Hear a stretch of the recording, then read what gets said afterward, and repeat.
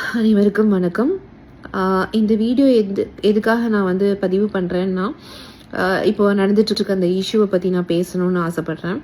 So அதனால் அந்த பதிவை நான் வந்து இது பண்ணுறேன். நேற்று வந்து உமன்ஸ் கமிஷனர் இதுலேருந்து வந்து ஸ்டேட்மெண்ட்டை வந்து ப்ரெஸ்ஸில் வந்து போட்டிருந்தாங்க. மீடியாஸ் அண்ட் இதில் பப்ளிஷ் பண்ணிகிட்டு இருந்தாங்க.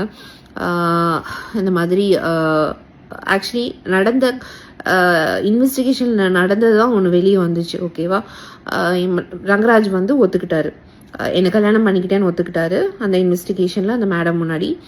அண்ட் டிஎன்ஏ டெஸ்ட் வேண்டான்னு அவர் வாயால் அவர் சொன்னார். அந்த ரூமில் ஆக்சுவலி நான் வந்து சொல்கிறேன், அவர் இருக்கிறாரு, நான் சொல்கிறேன் இல்லை மேம் வேண்டாம், இது வந்து நாளை பின்ன வந்து அவர் வந்து ஏதாவது சொல்லுவார், எனக்கு நல்லா தெரியும். ஏன்னா அவங்களோட ஃபேமிலி மெம்பர்ஸ் அவரோட ஃபேமிலி மெம்பர்ஸ் வந்து கோயம்புத்தூர்ல இருக்கவங்கள்ட்ட ஒரு நியூஸை ஸ்ப்ரெட் பண்ணிட்டு இருக்காங்க. அதுக்கான எவிடன்ஸ் எல்லாமே என்கிட்ட இருக்கு. என்ன நியூஸ்னா, இது ரங்கராஜோட குழந்தை இல்லை. ஃபர்ஸ்ட் ஆஃப் ஆல் ரங்கராஜோட குழந்தை இல்லைன்னு சொல்றதுக்கு ஃபேமிலி மெம்பர்ஸ்க்கு என்ன ரைட்ஸ் இருக்குன்னு நான் கேட்குறேன். நீங்க தான் வந்து விளக்கு பிடிச்சிங்களா? 2 வருஷம் எங்க போனீங்க? 2 இயர்ஸ் எங்க போனீங்க? 2 இயர்ஸா இவர் என் கூட குடும்பம் நடத்திட்டு இருக்காரு, எல்லாம் பண்ணிட்டு இருக்காருன்னு தெரிஞ்சு நீங்க எல்லாம் எங்க போனீங்க? அப்போ உங்களை கேட்டுதான் கல்யாணம் பண்ணாரு, உங்ககிட்ட இன்ஃபர்மேஷன் பாஸ் பண்ணிட்டு தான் கல்யாணம் பண்ணாரு. இன்னைக்கு இதே கல்யாணத்தை நான் பிளாக்மெயில் பண்ணி தான் கல்யாணம் பண்ணுறேன்னு ஒரு ஸ்டேட்மெண்ட்டை வாய் கூசாம எப்படி மிஸ்டர் ரங்கராஜ் உங்களால சொல்ல முடியுது? My so called husband. அந்த ரூம்ல, இன்வெஸ்டிகேஷன் ரூம்ல இதே வாயால தான் ரங்கராஜ் வந்து நான் கல்யாணம் பண்ணிக்கிட்டேன், உண்மைதான், இது ஏன் குழந்தை தான், எனக்கு டிஎன்ஏ டெஸ்ட் வேண்டான்னு சொன்னது ரங்கராஜ், நான் கிடையாது. இத்தனைக்கும் நான் வேணும்னு சொன்னேன். ஏன்னா அவங்க ஃபேமிலி மெம்பர்ஸ் ரூமர் ஸ்ப்ரெட் பண்றாங்கன்னு சொன்ன அந்த ரீசனையும் சொல்லி அந்த மேடம் கிட்ட நான் வந்து சொல்றேன், இல்ல மேம் எனக்கு டிஎன்ஏ டெஸ்ட் எடுக்க சொல்லுங்க, கிளாரிட்டி கொடுத்துடலாம் அப்படின்னு. அதுக்கு வேண்டவே வேண்டாம் மேடம். நான் சொன்னேன், வெளியே போய் இப்படிலாம் பேசிட்டு இருக்காங்கன்னு சொன்னதுக்கு இல்ல நான் அப்படி எதுவுமே பேசவே இல்லை, அது ஏன் குழந்தை தான் அந்த வாயால அவர் சொன்னாரு. இன்னைக்கு இதே ரங்கராஜ் இப்படி ஒரு ஸ்டேட்மெண்ட்டை விடுறாரு. அப்போ 4 செவத்துக்குள்ள வந்து ஒண்ணு பேசுறதும் வெளியே வந்து வேற மாதிரி பேசுவாரா ரங்கராஜ்? உன் குழந்தை என்ஐசியூல வந்து கஷ்டப்பட்டுட்டு இருக்குது, ஆனா நீ அந்த குழந்தைய கொச்சப்படுத்தி வெளியே ஸ்டேட்மெண்ட் போட்டுட்டு இருக்க. உனக்கெல்லாம் அந்த குழந்தையோட சாபமும் கண்ணீரும் உன்னை சும்மா விட நினைக்கிறியா?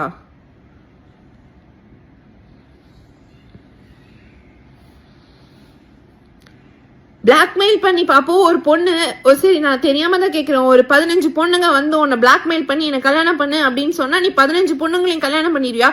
கேட்டா ஐயோ அவங்க என்ன பிளாக்மெயில் பண்ணிட்டாங்க அதனால நான் அவங்களை கல்யாணம் பண்ணிட்டேன்னு ஒரு ஸ்டேட்மெண்ட் விட்டுருவியா? நீ என்ன சுத்தி இருக்கவங்க எல்லாருக்கும் தெரியும் நீ எப்படி என்ன கல்யாணம் பண்ணன்னு, எவிடன்ஸே இருக்குது.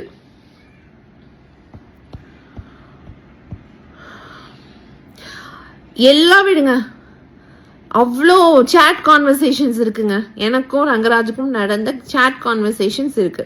நான் வந்து மக்களாகிய உங்களுக்கு அதை வந்து பப்ளிஷ் பண்ணணும்னாலும் நான் பண்ணி காமிக்க. நீங்களே எனக்கு ஒரு ஜட்ஜ்மெண்ட் சொல்லுங்க, அதை பார்த்துட்டு நீங்களே எனக்கு ஒரு ஜட்ஜ்மெண்ட் சொல்லுங்க.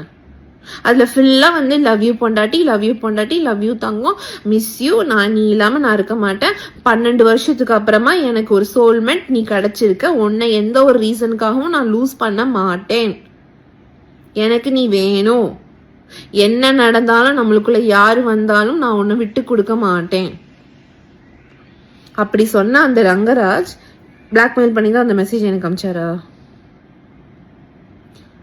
எல்லாத்தையும் விடுங்க, அத்தனை என்கிட்ட ஒரு 1000 போட்டோஸ் இருக்கு. அந்த 1000 போட்டோஸும் பிளாக்மெயில் பண்ணி எடுத்து நான் டெய்லி ஒரு போட்டோ நான் போட்டேன்னா அந்த போட்டோலயே உங்களால அப்சர்வ் பண்ண முடியும். ரங்கராஜ் வந்து ஹாப்பியா ஃபேஸ்ல சிரிச்சுட்டு அவ்வளோ ஒரு ஸ்மைலிங் ஃபேஸோட தான் நீங்க நான் போட்டிருக்க போஸ்ட்லயே பார்த்துருப்பீங்க. அது வந்து பிளாக்மெயில் பண்ணி தான் எடுத்தாரா?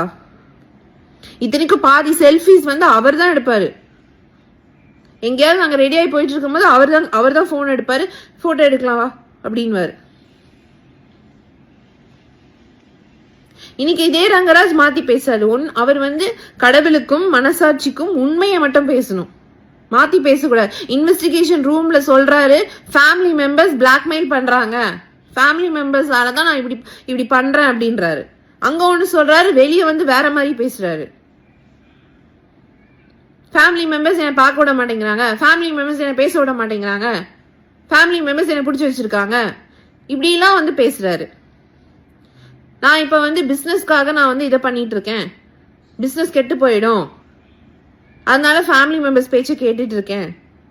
நீ அப்ப 10 பொண்ணுங்களை நீ வந்து யூஸ் பண்ணிட்டு யூஸ் அண்ட் த்ரோ டாய் மாதிரி யூஸ் பண்ணிட்டு போயிட்டு அவங்க வாழ்க்கையெல்லாம் அழிச்சிருவ. கேட்டா பிசினஸ்க்காக நான் வந்து இப்படி பண்ணிட்டேன் அப்படின்றியா? உன் குழந்தை NICUல கஷ்டப்பட்டுட்டு இருக்கு. ஆனா நீ அந்த குழந்தைய இன்னைக்கு கொச்சப்படுத்தி ஒரு ஸ்டேட்மெண்ட் போடுற. அந்த கண்ணீரும் சாபமும் உன்னை சும்மா விடுமா? விடவே விடாது.